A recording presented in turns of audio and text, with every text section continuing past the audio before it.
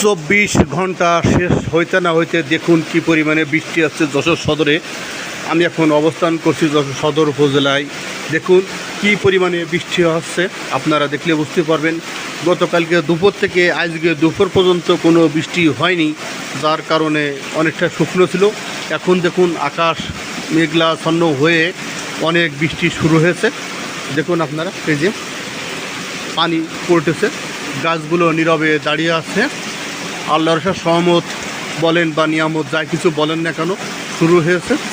এই জন্য আমি আপনাদের দেখাচ্ছি কী পরিমাণে বৃষ্টি হচ্ছে, আপনারা একটু দেখুন।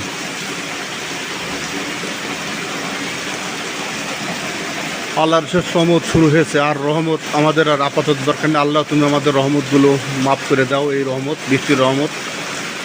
দেখুন বৃষ্টি কী পরিমাণে।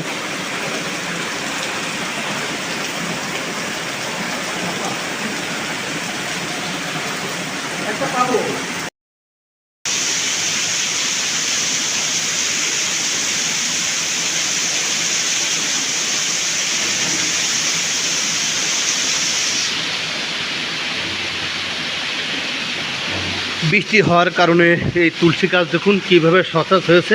আমি আপনাদের তুলসী গাছটা দেখাচ্ছি, দেখুন।